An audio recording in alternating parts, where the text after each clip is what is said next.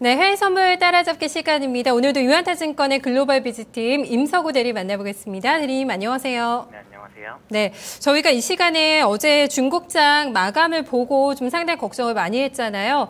해외 선물도 급락하지 않을까 걱정을 많이 했는데 저녁에 바로 중국 정부 쪽에서 대응이 나와줬습니다. 좀 반영이 된 것 같은데요. 좀 어떻게 마감 나왔는지 한번 먼저 확인해 볼까요? 네, 우선 이제 다우 선물 차트 보시면서 어제장 한번 짚어보겠습니다. 어제 미니다우 선물은 이제 장중에 3~4%대 이제 반짝 반등을 하면서 16,000선을 다시 회복하는 모습이었는데요. 하지만 이제 장마감 직전 이제 10분간 탈출구를 이제 찾는 투자자들이 대거 수익 실현을 하면서 0.09% 상승으로 마감을 하였습니다. 우선 장중 강세의 중심에서 이제 말씀해주신 대로 역시 중국이 있었습니다. 글로벌 증시 이제 폭락 사태를 몰고 왔던 중국이 이번에는 호재로 작용했는데요. 중국 중앙은행이 이제 인민은행이 이제 장이 끝난 뒤 금리 인하 지급 준비율 인하를 동시에 단행했습니다. 두 가지 통화 확대 정책을 이렇게 동시에 하면서 중국 정부 시장 안정화에 대한 의지를 확인할 수 있었는데요. 인민은행은 이제 1년 기준 대출 금리를 0.25% 낮춰서 1.75%로 조정하였고 시중은행의 이제 지급 준비율 역시 18%로 0.5% 낮췄습니다. 지준율은 이제 지준율 낮춘 효과를 말씀드리면 이제 시중은행이 이제 인민은행에 예치되는 예금액이 줄어들면서 이제 그만큼 시중에 돈이 더 많이 풀리게 돼서 이제 경기 부양 효과가 일어난다는 논리입니다. 어제 미국 경기 지표도 호조를 보였습니다. 미국 소비자 신뢰 지수가 101.5로 나오면서 7개월 내 최고치를 기록했습니다. 시장 전망치가 이제 93.4, 전환 지수가 이제 91.0 이랬던 것을 이제 감안한다면 이제 매우 낙관적인데요.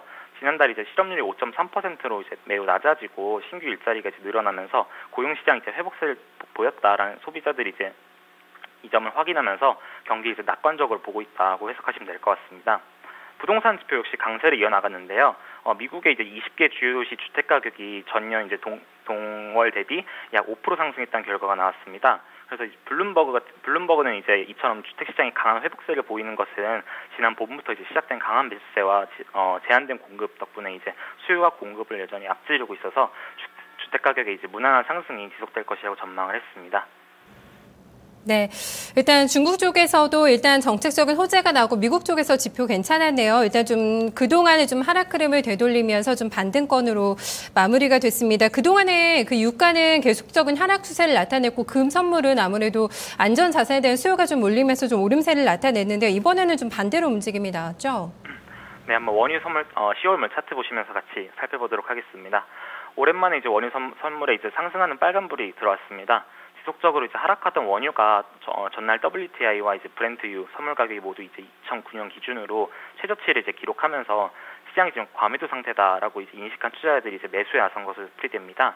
이제 역대 최저치라는 점이 이제 투자자들한테는 이제 심리적 지지선이 돼서 원유 선물이 이제 이를 딛고 반등하는 것으로 보이는데요.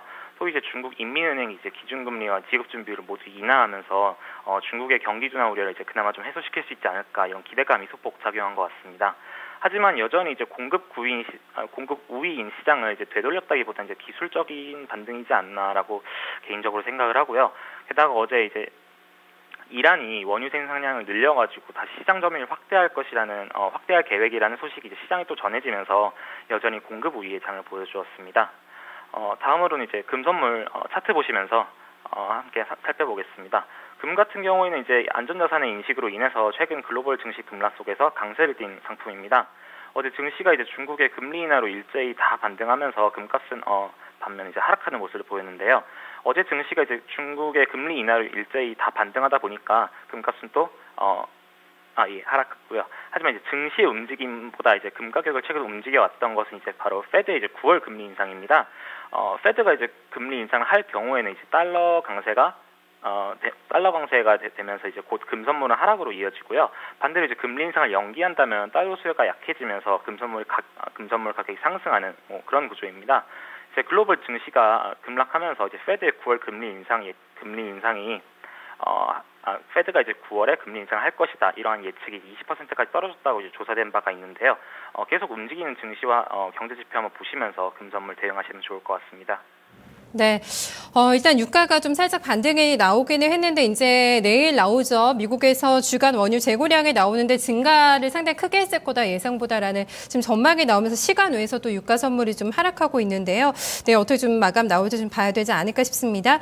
중국장 방금 마감이 됐는데 오후 1시 넘어서 좀 하락 쪽으로 반전이 됐거든요. 지금 저점에서 또 마감이 되면서 오늘 3천선이 또 깨지면서 오늘 종가가 나왔습니다. 상당히 또 우려되는 대목이 아닐까 싶은데요. 이런 정책적인 호재도 별로 시장에서 반영을 해주지를 않는 것 같아서요. 전략 좀 어떻게 잡는 게 좋을까요?